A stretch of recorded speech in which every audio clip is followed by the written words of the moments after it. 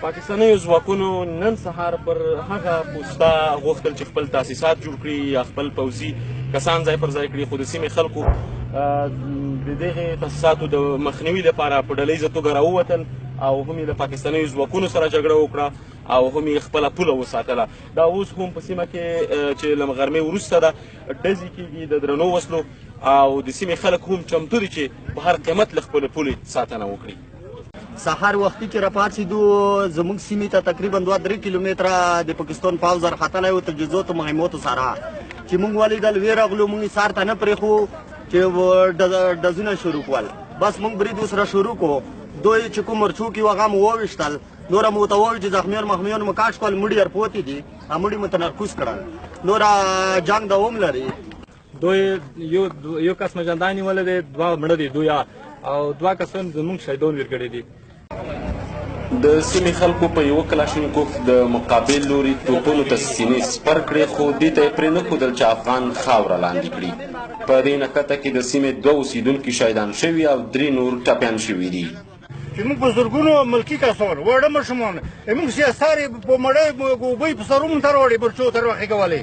پاکستان مستقیما په خاورې تاروز کړی دی. موږ حکومت نه کلکه دا هیله کوو چې موږ ته د وسلو د مهماتو حکومت وکړي.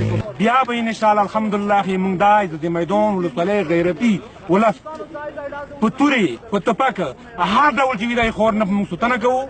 موږ به انشاءالله دښمن ته دغه پنجابي ته به همدا شی ګزار ورکوو لکه نن چې دوی ته کوم ګزار ورکوي. د پاکستان پر وړاندې جنګېدونکي ځاځي میداني ولس له مقابل لوري د پوستو جوړولو وسایل، نظامي لباسونه او یو شمېر مهمات هم راوړي دي. په جګړه کې وژل شوی یو پاکستانی پوځي او بل زخمی هم راوړل شوي، خو د سیمې اوسېدونکي هغوی ته د نورې مرګ ژوبلې اغوښتو ادعا هم لري. د پاکستان پنجابیانو ته موږ غاښ ماتونکی ځواب ورکړو. ټولې پستې چې دوی نیولې هغه موږ ونیوې. یو کس مو زخمی راوستو، هغه پښتون و. 3 کسان پنجابیان مردار دي، یو مو مړی ته نه راوړو ولسوالۍ ته، 2 اوس په ساحې کې پرته دي. انشاءالله دوی خپلو مرچو ته واپسۍ کړي په ژړا او په فریاد ولاړل. پاکستاني لوري د درنو وسلو په ډزو یو شمېر کلي هم په نښه کړي چې تر اوسه یې د مالي او ځاني زیانونو په اړه معلومات نشته. بلخوا ناوخته افغان امنیتي ځواکونو هم خپلې درنې وسلې ځای په ځای کړې، خو د برید امر ته په تمه وو. ملي امنیتي ځواکونه فعلا ساحې ته رسېدلي یو. لکه څنګه چې تاسې ګورئ دلته توپچي ځواکونه هم ځای په ځای شوي دي. بعد دې نه وروسته که چېرته پاکستان وغواړي چې د ساکله سلاحو څخه استفاده وکړي، بالمثل عمل به وګوري او موږ به یې د پاکستان هغه اهداف چې موږ سره تثبیت شوي دي هغه به د خپلو توپچي ځواکونو په ذریعه سره هغه وټکوو او د منځه به یوسو. له دې وړاندې هم په همدې سیمه کې پاکستاني لوري د مخکې راتګ هڅه کړې وه، خو د سیمې خلکو او امنیتي ځواکونو یې مخه نیولې وه.